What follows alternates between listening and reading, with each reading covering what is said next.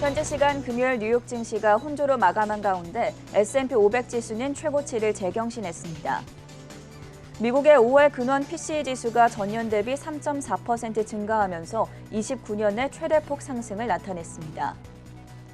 보스턴 연은 총재가 연준 완화 정책의 부작용을 생각해야 한다고 말했습니다. 미니애폴리스 연은 총재는 인플레이션의 일시적 시각에 타당성이 있다고 밝혔습니다. 외신들은 미국 정부가 이란 최고 지도자 제재를 해제를 검토하고 있다고 보도했습니다. 테슬라가 소프트웨어 결함에 중국에서 28만 대의 원격 리콜을 진행했습니다. 미국 연방항공국이 버진 갤럭틱의 민간인 우주 여행 승인을 한 가운데 주가가 38% 급등했습니다. 일론 머스크와 잭 도시가 다음 달 20일에 비트코인 토론회를 개최합니다.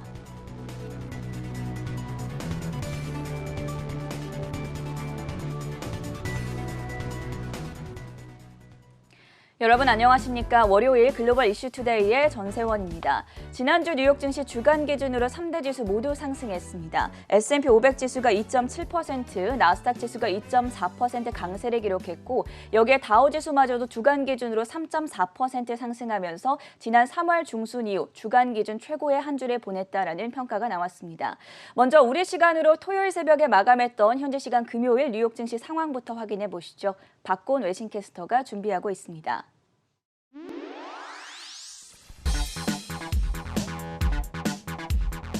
네, 지난주 뉴욕 증시 마감 시황 전해드리겠습니다. 지난주 금요일 뉴욕 증시는 물가 지표를 주시한 가운데 혼조세를 보였습니다. 나스닥 지수는 0.06% 떨어진 반면에 다우 지수는 0.69% 올랐고 S&P 500 지수는 0.33% 상승하며 사상 최고치를 재차 경신했습니다. 연준이 선호하는 물가 지표인 5월 근원 PCE 가격 지수는 전월 대비 0.5% 상승, 그리고 작년 대비로는 3.4% 오르며 29년 내 가장 큰 폭으로 뛰었지만 시장 예상에는 부합한 수준으로 나왔습니다. 시장이 물가 지표에 안도한 가운데 경제의 회복세 속에 인플레이션이 일시적일 것이라는 인식이 우위를 점하며 위험 선호 심리가 강화되었고 또한 그 전날 1조 달러 규모의 인프라 예산안 합의 소식도 투자 심리를 지지한 가운데 S&P 500 지수는 신고점을 경신했습니다. 한편 미국의 10년물 국채금리는 1.52%대로 소폭 상승세를 보인 가운데 나스닥 지수는 장중의 상승분을 반납하며 약보합권에서 마감했습니다. 이날 월가의 공포지수라 불리는 빅스 지수는 2% 넘게 떨어지며 15선을 기록한 모습입니다. 업종별로 자세히 살펴보면 금요일장에서는 기술주를 제외하고 전 업종이 상승세를 보였습니다. 특히 금융주가 가장 많이 오르며 선전했고 유틸리티도 1% 넘게 오르며 좋은 흐름을 보였습니다. 다음으로 종목별로도 보겠습니다. 시중 23개 은행들이 연준의 재무 건전성 평가를 모두 통과하면서 자사주 매입과 배당이 재개될 것으로 보이는 가운데 은행주들은 일제히 오름세를 보였습니다. JP모건과 뱅크 오브 아메리카는 1%대 상승했고 웰스파고는 2% 넘게 올랐습니다. 한편 크레디트 스위스는 경쟁사인 UBS와의 합병 가능성 등을 검토하고 있다는 보도가 전해지며 주가는 1.7%대 상승했습니다. 다음으로 나이키는 분기 매출이 전년 대비 2배 정도 증가한 120억 달러를 기록하며 예상을 크게 상회하는 실적을 발표했습니다. 또한 내년도 연간 매출액은 500억 달러를 넘어설 것으로 전망한 가운데 UBS는 나이키에 대한 매수 투자 의견을 제시했습니다. 금요일장에서 나이키는 15% 이상 오르며 다우 종목 가운데 가장 좋은 흐름을 보였습니다. 그리고 버진 갤럭틱의 경우 미국의 연방항공청으로부터 민간인 우주 여행에 필요한 라이센스를 취득했다는 소식이 전해졌습니다. 금요일장에서 주가는 38% 이상의 급등세를 보였습니다. 다음으로 팡주도 보겠습니다. 크레디트 스위스는 넷플릭스의 오리지널 컨텐츠에 대한 소비자 만족도와 후속작에 대한 기대감이 높아졌고 또한 대형 기술주 가운데 상대적으로 주가가 저렴하다고 언급했습니다. 넷플릭스에 대한 투자 의견을 시장 수익률 상회로 상향 조정했고 목표가는 586달러로 유지한 가운데 주가는 1% 넘게 올랐습니다. 한편 아마존의 경우 클라우드 서비스 강화를 위해 암호 통신 플랫폼 업체인 위커를 인수했다고 전했습니다. 금요일장에서 아마존의 주가는 1% 넘게 내렸습니다. 또한 테슬라의 경우 이날 모건 스탠리는 자동차주 가운데 테슬라를 주요 종목으로 보유하며 테슬라에 대한 비중 확대 의견과 목표가로 900달러를 재차 제시했습니다. 반면에 테슬라의 주요 배터리 공급업체인 일본의 파나소닉은 보유 중이던 테슬라 지분 전량을 약 36억 달러에 매각했다고 전했습니다. 금요일장에서 주가는 1%대 떨어졌습니다.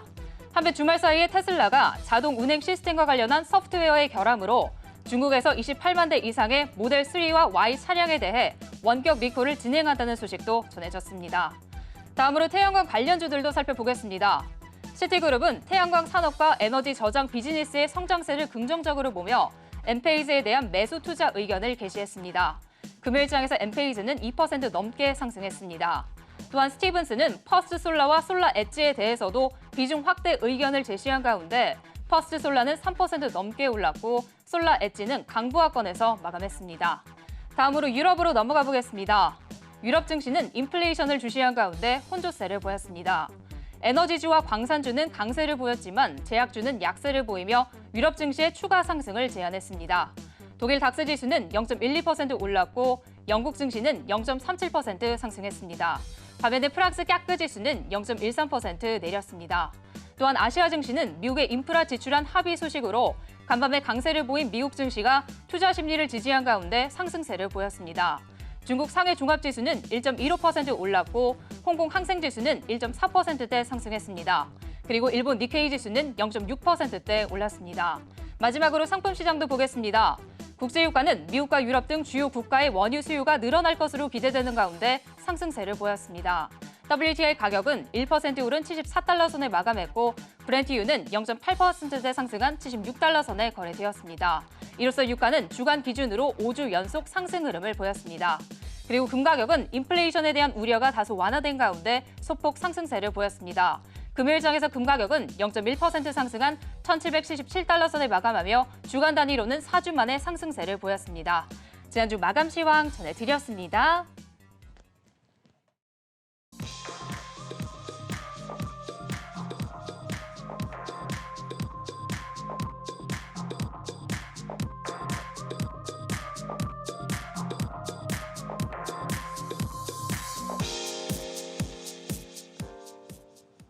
세계 각국의 이슈로 투자자의 든든한 하루를 보장해드리는 글로벌 이슈 투데이 시간입니다. 월요일 첫 번째 뉴스 화면 통해서 바로 체크해 보도록 하겠습니다.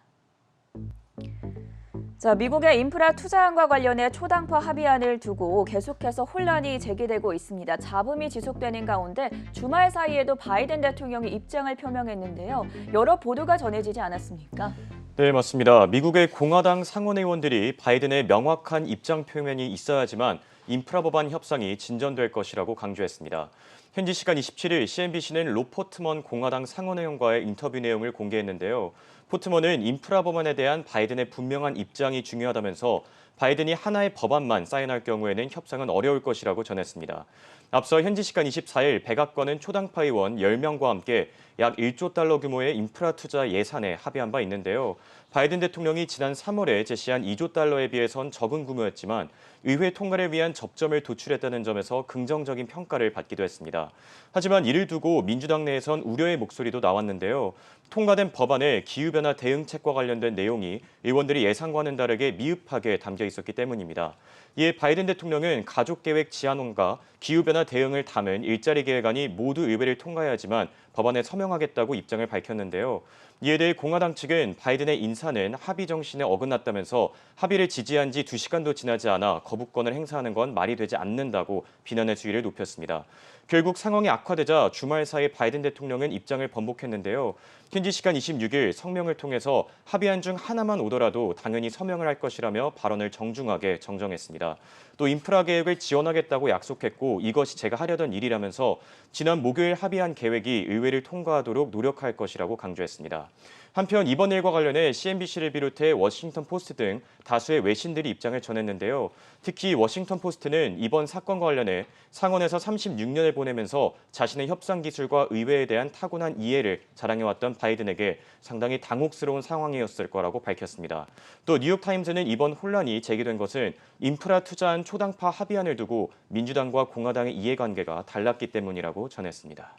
주말 동안에 나왔던 인프라 법안 관련한 소식들 자세하게 전해드렸고요. 두 번째 이슈로 넘어가 보겠습니다.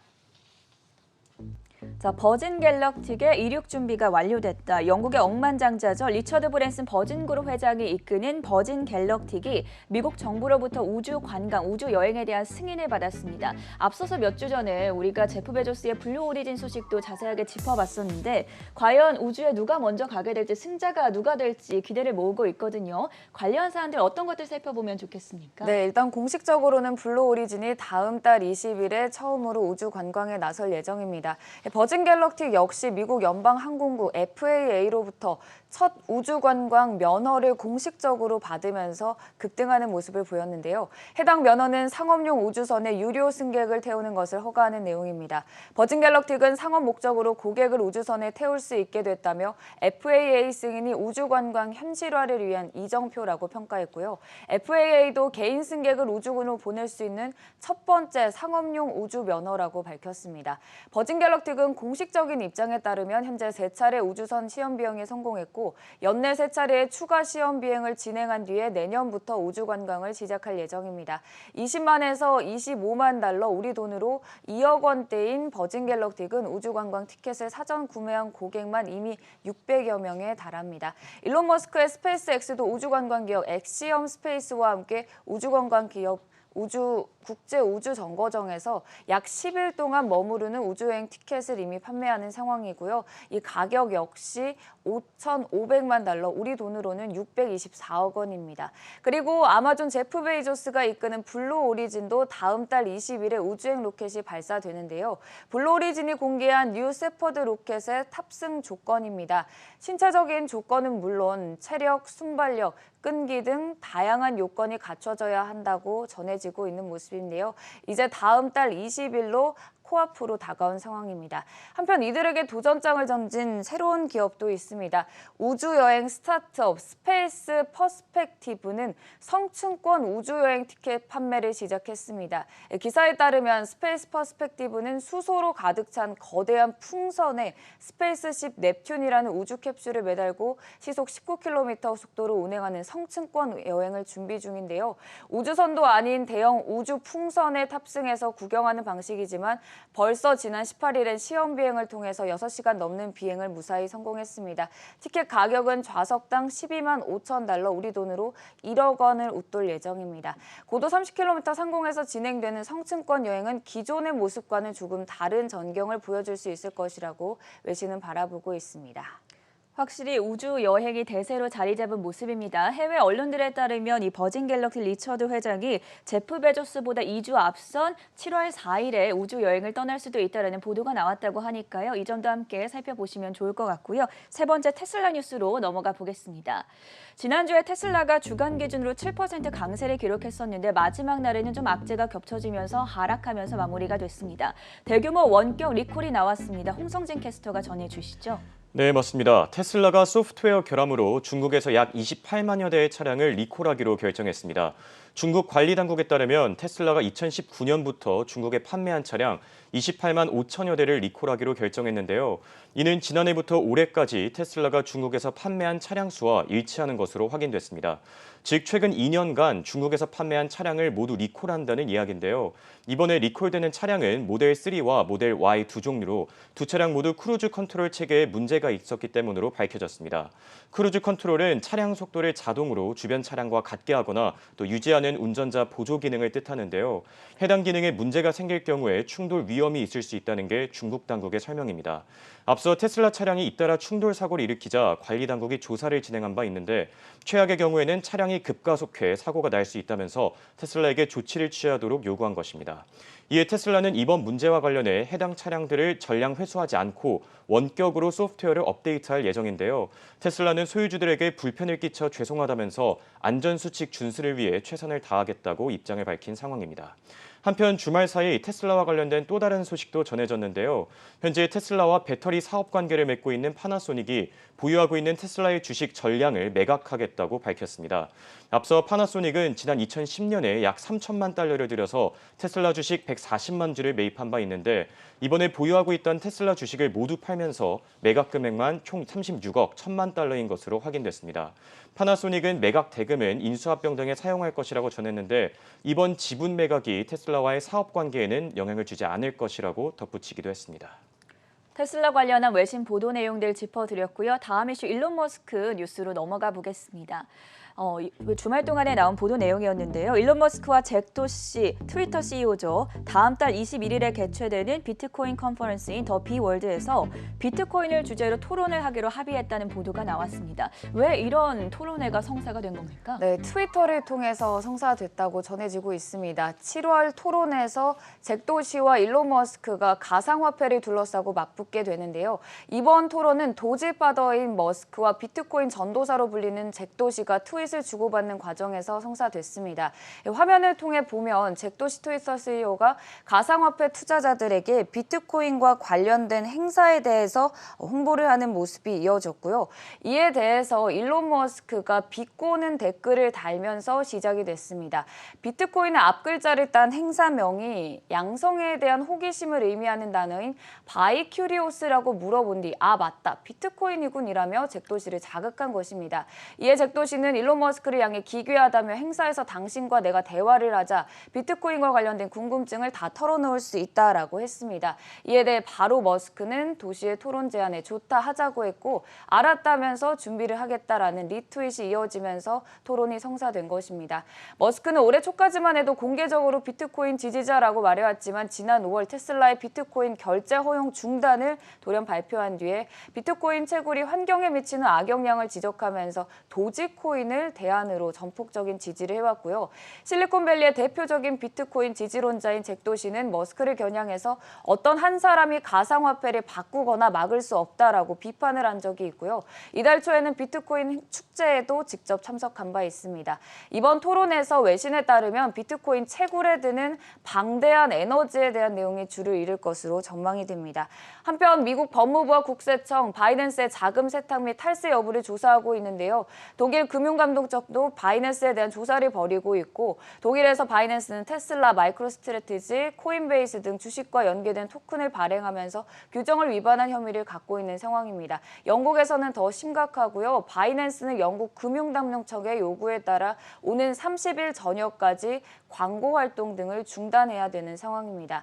한편 이 비트코인 채굴력을 나타내는 지표인 해시레이트는 초당 104 엑사해시를 기록해서 작년 6월 초 이후 최저치에 도달한 상황인 만큼 가상화폐 시장이 계속해서 지지부진한 흐름을 보이고 있습니다. 비트코인 가격 지금 현재도 32,000달러 선에서 횡보하고 있다는 점 살펴드리겠고요. 마지막 뉴스까지 확인해 보시죠. 이번 주에도 상당히 체크해 볼 만한 포인트들이 많습니다. 여전히 연준 위원들의 발언이 이어질 예정인데요. 홍성진 캐스터, 어떤 이벤트들 주목해 보면 좋겠습니까? 네, 이번 주 미국 증시가 6월 고용 보고서를 앞두고 사상 최고치 흐름을 이어갈지 주목되고 있습니다. 우선 현지 시간 28일에는 미국의 6월 댈러스 여는 제조업 지수가 발표될 예정입니다. 또 이날 지난주에 이어 연준 인사들의 발언도 진행될 계획인데요. 랜들 컬스 연준 부의장의 연설을 시작으로 뉴욕과 필라델피아 연은 총재의 연설이 이뤄질 예정입니다. 현재 시장은 인플레이션과 관련된 추가 내용이 논의될지 주목하고 있습니다. 이어서 29일에는 컨퍼런스 보드의 6월 소비자 신뢰지수와 연방주택 금융청의 4월 주택가격지수가 발표되고 30일에는 마이크론 테크놀로지의 3분기 실적이 공개될 예정입니다. 현재 전문가들은 주당 순이익은 1.7달러, 매출은 72억 달러로 발표될 것으로 내다보고 있습니다. 또 이와 함께 6월 고용동향 보고서의 선행지표로 활용되는 ADP 고용보고서도 이날 나오는 점 참고하시기 바랍니다. 이어서 7월 1일에는 미국 실물 경제의 대표적인 선행지표로 사용되는 6월 ISM 제조업 지수가 나올 예정이고 지난주 신규 실업수당 청구 건수도 발표될 계획입니다. 또한 2일에는 비농업 부문의 신규 고용과 실업률을 담고 있는 6월 고용동향 보고서가 공개되는데요. 현재 전문가들은 비농업 부문의 신규 고용이 68만 3천 명을 기록하며 전달 발표치인 55만 9천 명을 상회할 것으로 전망하고 있습니다. 또 이번 달 실업률은 5.7%로 전달에 비해 0.1%포인트 낮아질 것으로 내다보고 있는 상황입니다. 네, 홍성진 그리고 강다은 외신캐스터와는 여기서 인사드리겠습니다. 수고하셨습니다.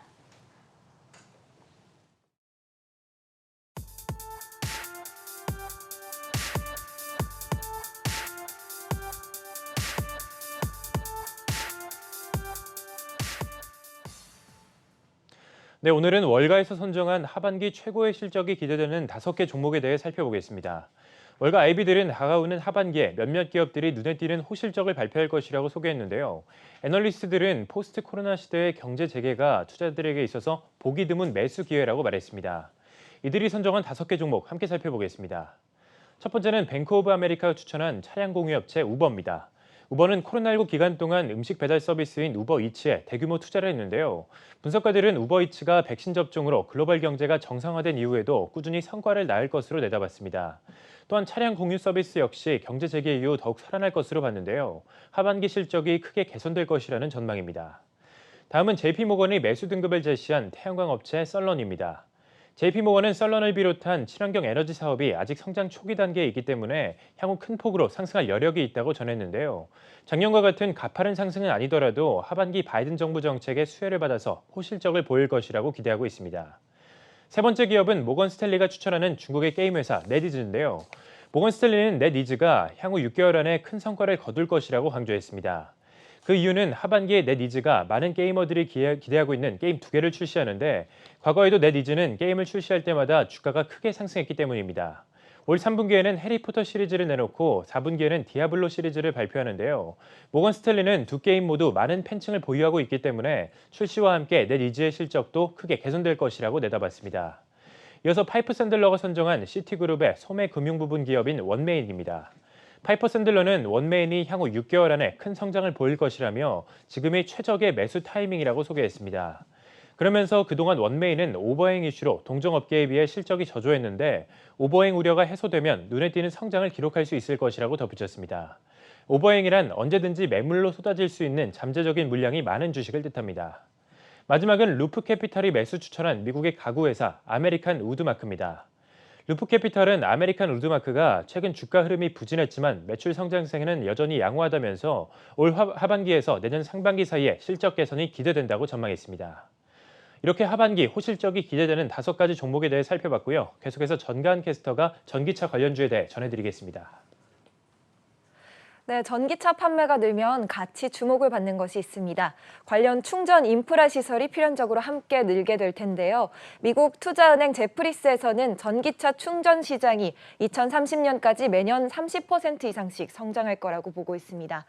전기차 충전 시설에는 크게 세 종류가 있습니다. 우선 추가 장비 설치 없이 120V 표준 콘센트에 꽂을 수가 있어 주로 가정에서 밤사이 사용하게 되는 레벨 1 충전소가 있습니다. 다음으로 볼트에 따라 주거와 상업용으로 모두 사용이 가능한 레벨 2 스테이션이 있는데 대표적인 제조업체로는 클리퍼 크릭이나 차지포인트가 있습니다. 마지막으로 가장 빠른 고속 충전을 지원하는 DC 패스트 차지가 있습니다. 20분 동안 60에서 100마일 충전이 가능하지만 고성능 장비가 필요하기 때문에 주로 상업과 산업용으로 사용하게 됩니다. 현재 미국에는 레벨 2 충전소가 8만 4천 개 있고 고속 충전소는 1만 8천 개 정도가 있는데 제프리스는 2030년에는 전체 충전소가 100만 곳, 35년에는 240만 곳으로 늘어날 것이라고 내다보고 있습니다. 이 중에서 제프리스는 차지포인트에 주목을 했습니다. 차지포인트는 캘리포니아주 캠벨에 기반을 둔 전기차 충전 기업인데요. 스위치백 에너지 스펙 회사의 합병을 통해 올해 2월 26일 뉴욕 증권거래소에 상장했습니다. 특히 페이스북과 홀푸드, 페덱스 등 대기업을 고객으로 두고 있는데요. 충전소 기업 중 북미 시장 점유율이 73% 정도로 1위를 차지하고 있습니다. 고객들에게 하드웨어 충전기를 판매하고 클라우드 기반 소프트웨어 지원 시스템을 향후 제공하는 방식으로 반복적인 매출을 내며 운영을 하고 있는데요. 이런 방식으로 제프리스는 차지포인트의 연평균 수익 성장률이 57% 이상 늘 거라고 전망했습니다. 제프리스는 또 기후변화에 대해 대응하기 위해 청정에너지와 전력 수요가 증가하면서 세계적으로 각국 정부들이 충전 인프라에 집중을 할 거라고 봤는데요. 조 바이든 대통령의 지난 인프라 법안에 포함됐던 1,740억 달러 상당의 전기차 관련 지출 중에서도 150억 달러 정도가 충전 시설에 활용될 예정이었다는 점에서 미국 정부에서도 전기차 충전 인프라 시설에 관심이 많다고 진단했습니다. 특히 차지포인트의 운영이 충전 인프라를 소유하는 방식이 아니라서 자본이 많이 필요 없다는 점을 미래 상승 동력으로 보며 유럽 등 외부 지역에서 미래에도 밝게 전망했습니다. 주가 살펴보면 올해는 20%가량 하락하면서 지난 금요일 차지포인트는 31달러 선에 마감했는데요. 제프리스는 이 종가보다 26% 높은 40달러를 목표가로 보며 매수 의견 제시했습니다. 지금까지 전기차 충전 시장과 유망주 차지포인트에 대해 알아봤습니다. 월요일 아침 글로벌 이슈투데이가 준비한 시간 여기까지고요. 저희는 잠시 후 6시 굿모닝 투자이 아침으로 돌아오겠습니다.